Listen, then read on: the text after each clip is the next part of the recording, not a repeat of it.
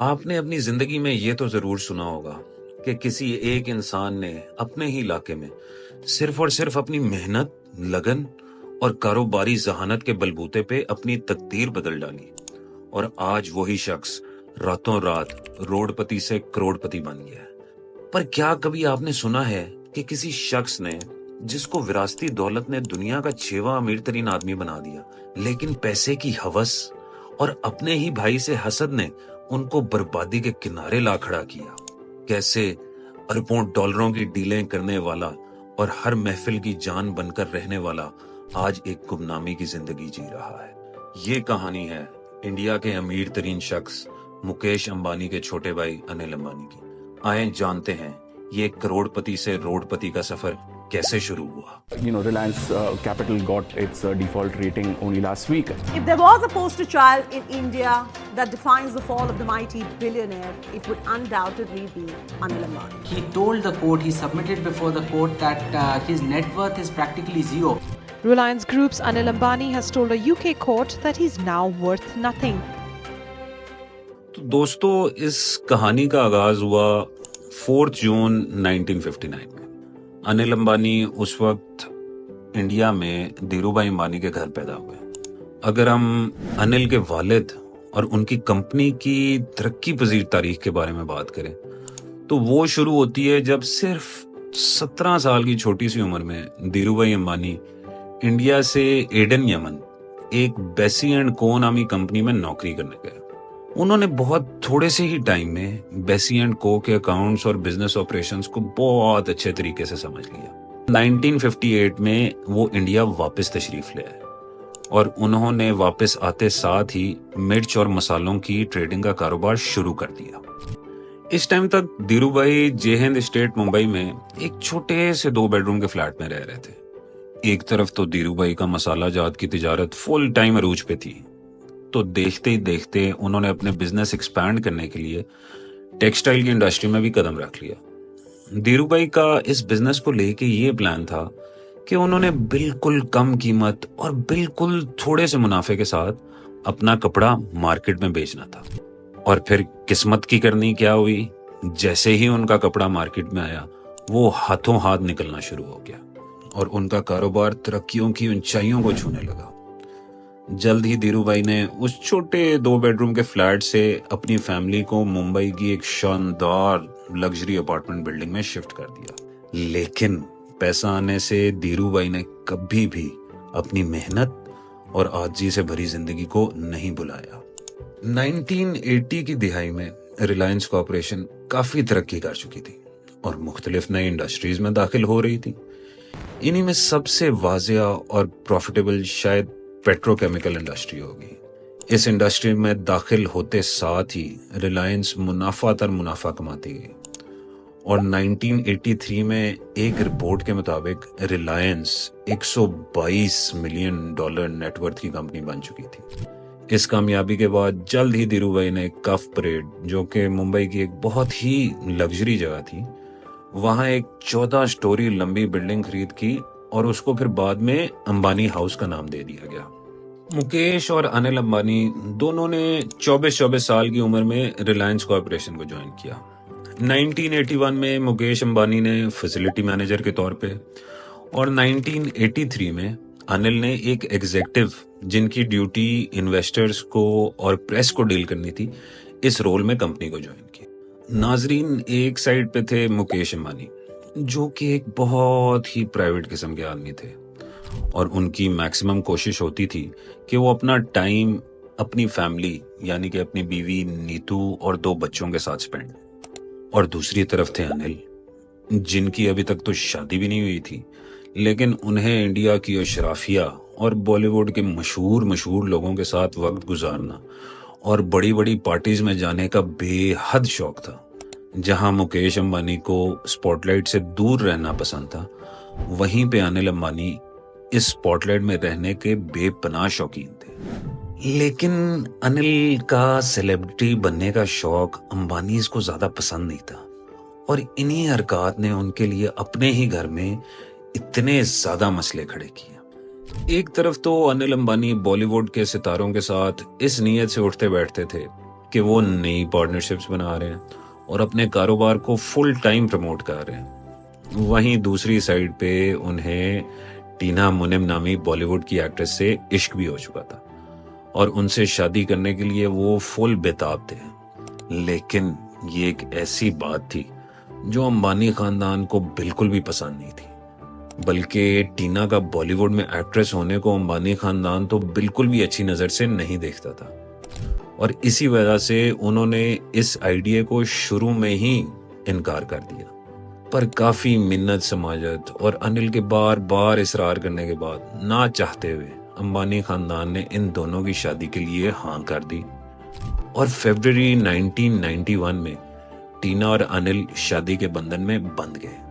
अनिल को ऐसा लगता था कि शायद ये उनकी एक ऐसी आखिरी ख्वाहिश थी जिससे अंबानी खानदान को मसला था, लेकिन उनको अंदाजा ही नहीं था कि आगे और किस किस किस्म के मसाइल उनका इंतजार कर रहे थे। 2002 में रिलायंस कॉर्पोरेशन $15 बिलियन नेटवर्थ की कंपनी बन चुकी थी, लेकिन इसी साल एक हौलनाक आफत ने रिलायंस कॉर्पोरेशन को आ घेरा। 6 जुलाई 2002, 70 साल की उम्र में धीरूभाई को अचानक एक हार्ट अटैक हुआ जो कि उनके लिए जानलेवा साबित हुआ।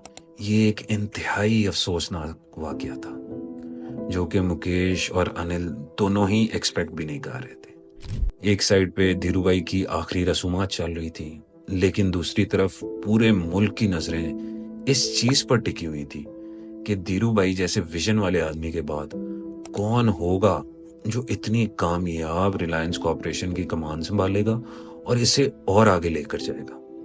अपनी वफात के टाइम धीरूभाई दुनिया के 138वें अमीर तरीन आदमी थे और उनके कुल एसेट्स तकरीबन 2.9 बिलियन US डॉलर्स के करीब थे। इंडिया जैसे मुल्क में विरासत के कानून काफ़ी सख्त हैं और इन कवानीन के मुताबिक अगर तो मरने वाले इंसान ने कोई वसीयत नहीं की तो उस इंसान के तमाम एसेट्स उसकी बीवी और बच्चों में बांट दिए जाते हैं और ऐसा ही हुआ।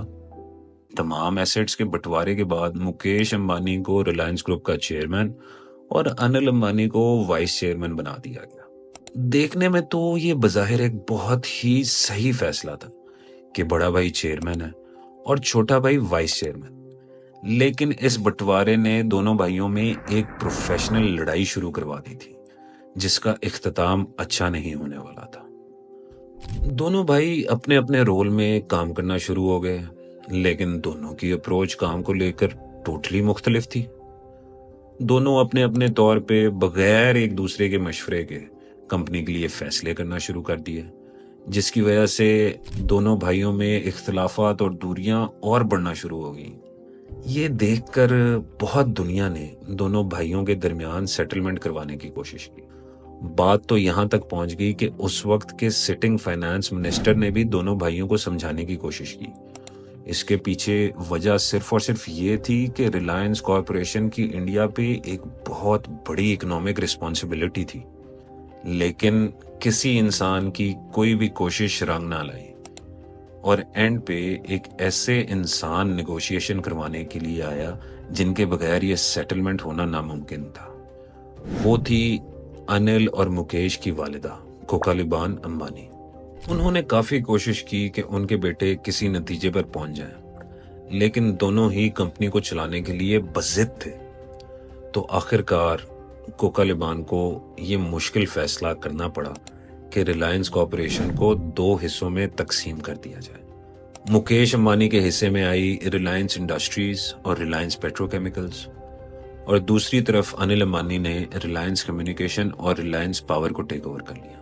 अनिल के मुताबिक ये दोनों फ्यूचर्स में बहुत नफा बख्श होने वाली कंपनीज थी, जिसकी वजह से वो इस बंटवारे में बहुत खुश थे। साथ ही साथ दोनों भाइयों के दरमियान ये भी फैसला तय पा गया कि वो एक दूसरे की इंडस्ट्री में अगले 10 साल तक दाखिल नहीं होंगे और इसी एग्रीमेंट में ये भी लिखा गया कि अगर कोई एक किसी कारोबार को बेच रहा होगा तो दूसरे भाई के पास ये हक होगा कि किसी भी इन्वेस्टर से पहले वो इस कारोबार को खरीद सकेगा।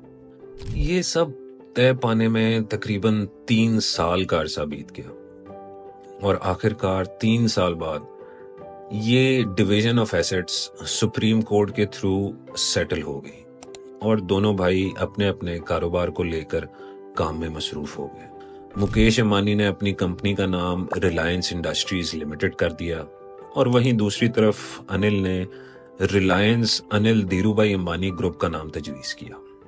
दोनों बज़ाहिर एक ही घर जो कि धीरूभाई ने बनाया था उसमें तो इकट्ठे रह रहे थे, लेकिन इस दौड़ में वो लग गए कि उन्होंने सबसे बड़ा रिलायंस ग्रुप बनना है।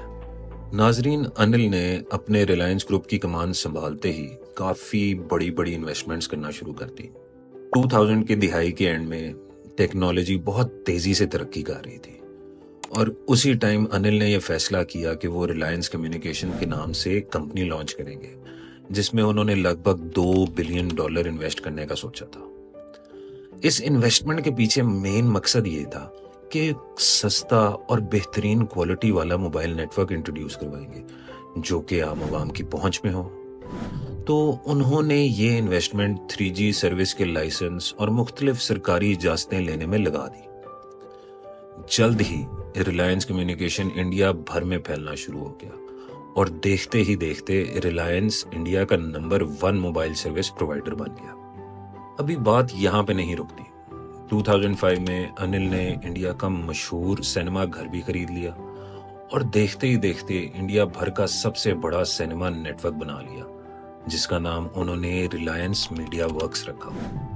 ना सिर्फ इतना ही, अनिल अंबानी ने हॉलीवुड के बड़े बड़े फिल्म मेकर्स के साथ भी मुख्तलिफ डील्स की, जिनमें से एक डील के बारे में बताएं तो वो $1.2 बिलियन थी और ये इन्वेस्टमेंट उन्होंने की थी स्टीवन स्पीलबर्ग की कंपनी ड्रीमवर्क्स में, जिन्होंने कई बहुत मशहूर फिल्में बनाई जो 11 ऑस्कर अवार्ड्स के लिए नॉमिनेट हुई और इनमें से ही एक ने ऑस्कर अवार्ड जैसा एजाज भी जीता।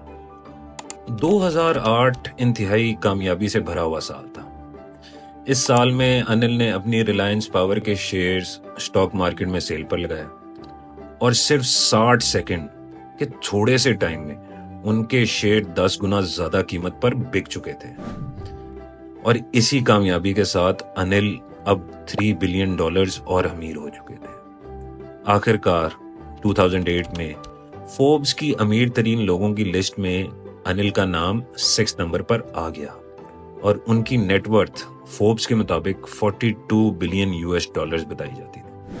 इतनी कामयाबी पा लेने और फोर्ब्स लिस्ट में दुनिया का 6वां अमीर तरीन आदमी बनने के बावजूद भी अनिल आज भी अपने बड़े भाई के साये में थे, जो कि उसी फोर्ब्स की लिस्ट में $43 बिलियन नेटवर्थ के साथ उनसे सिर्फ 1 नंबर ऊपर 5वें नंबर पे थे। रिलायंस कम्युनिकेशन तरक्की की राह पर तो चल पड़ी थी, लेकिन अनिल को यह अंदाजा हो चुका था उसको बढ़ाने और मजीद प्रॉफिटेबल करने के लिए उन्हें हायर नंबर ऑफ सेल्स चाहिए, लेकिन यह होता हुआ उन्हें नजर नहीं आ रहा था। टेक्नोलॉजी तेजी से तरक्की कर रही थी और उस टेक्नोलॉजी के साथ चलने के लिए अनिल को और पैसे दरकार थे और उन्होंने कंपनी को चलाने के लिए काफी बड़े बड़े कर्ज लिए। इसी दौरान उनको एक उम्मीद की किरण नजर आई। साउथ अफ्रीका की मोबाइल कंपनी रिलायंस कम्युनिकेशन के साथ कोलैबोरेशन करने के लिए तैयार थी। इस कोलैबोरेशन के बाद अनिल के पास दुनिया की वो वाहिद कंपनी आ जानी थी जो दुनिया की शायद 2 सबसे बड़े मोबाइल नेटवर्क रीजन्स को कवर करती। लेकिन ये ख्वाब पूरा होने में एक बहुत बड़ी रुकावट थी और वो थी मुकेश अंबानी और अनिल अंबानी के दरमियान वो एग्रीमेंट जिसमें ये तय पाया था कि अगर दोनों भाइयों में से कोई एक भी अपना कारोबार बेचने जा रहा हो तो वो पहले अपने दूसरे भाई से पूछेगा। यही वो शर्त थी जिसकी वजह से MTN नामी साउथ अफ्रीका की कंपनी इस डील से पीछे हट गई और अल्टीमेटली ये डील कैंसिल हो गई। मुश्किलात अभी शुरू हुई ही थी कि अनिल अंबानी के मैनेजिंग डायरेक्टर और 2 सीनियर वाइस प्रेसिडेंट्स भी गिरफ्तार हो गए। उनकी गिरफ्तारी के वक्त उन पर यह इल्जामात लगा कि उन्होंने पैसे देकर सस्ते 3G लाइसेंसेस खरीदे थे और अपनी कंपनी की शेयर प्राइसेस को उन्होंने गलत कोट किया हुआ था। इस डील के कैंसिल हो जाने की वजह से अनिल एक कर्जे की गहरी खाई में फंस चुके थे और अब उनके पास आगे बढ़ने और पिछले लिए गए कर्ज को चुकाने के लिए उन्हें और लोन्स लेना दरकार थे। 2012 में अनिल अंबानी ने बहुत कामयाबी से चाइना के 3 बैंकों से 1.2 अरब डॉलर के कर्जे हासिल किए। इन कर्जों को लेने का मकसद ये था कि उस टाइम रिलायंस कम्युनिकेशन के ऊपर जो कि 7.2 बिलियन डॉलर का कर्जा था वो उन्होंने वापस चुकाना था। अभी मसला यहां तक महदूद नहीं था। 2010 में अनिल ने एक्सिम बैंक से 922 मिलियन यूएस डॉलर्स लगभग 1 अरब डॉलर का कर्जा लिया था और वो कर्जा उन्होंने इस नीयत से हासिल किया था कि वो गैस से चलने वाला एक पावर प्लांट बना रहे हैं और ये गैस उन्हें और कहीं से नहीं मिलनी थी बल्कि मिलनी थी मुकेश अंबानी से। मुकेश ने उनसे वादा किया हुआ था कि वो अनिल को गैस आधी कीमत पे मुहैया करेंगे, लेकिन उस वक्त की कोर्ट इस डील के बीच में आ गई और उन्होंने इस डील को रुकवा दिया और कहा कि गैस फुल गवर्नमेंट प्राइस पे बेची जाएगी। एक लंबा कोर्ट केस चला और उसके एंड पे ये डिसीजन आया कि अनिल अंबानी को मजबूरन गैस पूरी गवर्नमेंट की फिक्स्ड प्राइस पर करी। अब इससे हो गई मुकेश अंबानी की चांदी, उनको हो गया डबल फायदा। फिर अल्टीमेटली दोनों भाई एक टेबल पर बैठे और उनको जो उनकी वालदा ने एग्रीमेंट करवाया था कि दोनों भाई एक दूसरे की इंडस्ट्री में नहीं दाखिल हो सकते, वो उनको करना पड़ा खत्म। और उन्होंने फिर डिसाइड किया कि अब कोई भी भाई दूसरे भाई की इंडस्ट्री में दाखिल हो सकता है और वो उसमें अपना बिजनेस सेटअप करके उसे चला सकता है। लेकिन सिर्फ एक सेक्टर है जिसमें मुकेश अंबानी नहीं दाखिल होंगे और वो भी 2022 तक, और वो था गैस से बनने वाला पावर सेक्टर। कोर्ट के इस फैसले के बाद अनिल अंबानी की कंपनी की शेयर प्राइस बिल्कुल नीचे आ गई और वो उसको रिकवर करने में लग गए। लेकिन अभी शेयर प्राइस को वो रिकवर कर ही रहे थे कि उनके लिए एक और मसला खड़ा था। एक तरफ अनिल अंबानी मसलों में घिरे हुए और अपने कारोबार को चलाने के लिए मुख्तलिफ पेचीदगियों में पड़े हुए थे, लेकिन दूसरी तरफ मुकेश अंबानी अपनी कंपनीज में लगातार मुनाफे पे मुनाफा कमा रहे थे। मुकेश अंबानी ने रफली 1.2 अरब डॉलर की रकम खर्च करके एक 27 मंजिला लंबी और इंतहाई लैविश किस्म का घर बना। इस घर में दुनिया की हर किस्म की लग्जरी मौजूद थी। इस घर का नाम मुकेश ने एनातालिया रखा। 2016 में मुकेश अंबानी ने नए एग्रीमेंट के मुताबिक अनिल की इंडस्ट्री में रख दिया कदम और वो इंडस्ट्री थी टेलीकम्युनिकेशन। नाजरीन, मुकेश अंबानी ने जियो के नाम से कंपनी लॉन्च की और लॉन्च करते साथ ही उन्होंने अपने यूजर्स के लिए बिल्कुल सस्ते और बेहतरीन मोबाइल नेटवर्क कवरेज के साथ वॉइस और डाटा बंडल्स लॉन्च कर दिए। देखते ही देखते थोड़े से टाइम में जियो इंडिया की सबसे बड़ी मोबाइल नेटवर्क प्रोवाइडर कंपनी बन गई, जिसका नुकसान दूसरे मोबाइल ऑपरेटर्स को भी हुआ। लेकिन शायद सबसे ज्यादा नुकसान जो आया वो आया रिलायंस कम्युनिकेशन को, जो कि थी अनिल अंबानी की कंपनी। और 3 साल के थोड़े से ही अरसे में अनिल की कंपनी की वैल्यू 97% नीचे चली। मुकेश अंबानी की कंपनीज दिन ब दिन तरक्की कर रही थी और उसके टोटली ऑपोजिट अनिल अंबानी अपने कारोबार को संभालने के लिए बड़ी मुश्किलात में पड़े। अभी वो एक मुश्किल से ही नहीं निकलते थे कि दूसरी उनके लिए तैयार खड़ी होती थी। इसी तरह 2016 में अनिल अंबानी की रिलायंस कम्युनिकेशन की पार्टनर कंपनी एरिक्सन ने उन पर इंडिया में एक केस कर दिया। उस केस के मुताबिक अनिल अंबानी ने अभी तक 80 मिलियन डॉलर की एक रकम थी जो कि वापस अदा नहीं की हुई थी। जब इस केस का फैसला हुआ तो कोर्ट ने यह डिसाइड किया कि या तो अनिल अंबानी को 80 मिलियन डॉलर प्लस इंटरेस्ट वापस अदा करना पड़ेंगे या फिर उनको जेल जाना पड़ेगा। ये खबर जैसे ही फैली और मीडिया पे आई तो उस वक्त अनिल की हेल्प के लिए एक ऐसा इंसान आया जिसका पूरी दुनिया क्या अनिल खुद तस्वुर भी नहीं कर सकते थे। वो थे मुकेश अंबानी। मुकेश अंबानी के हाथों होने वाली मदद से अनिल वक्ती तौर पे तो बच गए, लेकिन कर्जा वापस लेने वाले लोगों की लाइनों पे लाइनें लग गई। और ये देखकर सबसे ज्यादा प्रेशर अनिल को आया उन 3 चाइनीज बैंकों से जिन्होंने उनको 1.2 अरब यूएस डॉलर कर्जा दिया था। और अभी भी उस 1.2 बिलियन यूएस डॉलर्स में से 800 मिलियन यूएस डॉलर वाजिबुल अदा थे। 2008 में दुनिया के 6वें अमीर तरीन आदमी अनिल अंबानी ने आखिरकार बैंकरप्सी डिक्लेयर कर दी। मतलब के 42 बिलियन यूएस डॉलर से लेके 0 यूएस डॉलर तक का सफर। अपने खिलाफ फाइल होने वाले केसेस में अनिल ने यही कहते रहे कि उनके पास अपने क्रेडिटर्स यानी कि उनसे कर्ज वापस लेने वालों को देने के लिए कुछ भी नहीं है। बज़ाहिर तो अनिल का बैंक बैलेंस 0 था, लेकिन वो अब भी अपने आबाई घर, कई करोड़ों की गाड़ियां और प्राइवेट जेट जैसी सहूलियात इस्तेमाल कर रहे हैं। ये भी कहा जाता है कि अनिल ने कई 100 मिलियन डॉलर्स ऑफशोर कंपनीज में रखे हुए हैं, जिनको वो आज अपनी लग्जरी लाइफस्टाइल मेंटेन करने के लिए इस्तेमाल कर रहे हैं। अगर आपको भी अनिल अंबानी की किसी अय्याशी के बारे में पता हो और किस तरह वो छुप के एक लग्जरी लाइफस्टाइल गुजार है, तो हमें कमेंट करके जरूर बताएं। मजीद ऐसी वीडियोस देखने के लिए हमारे YouTube के चैनल को लाइक और सब्सक्राइब करना ना भूलना।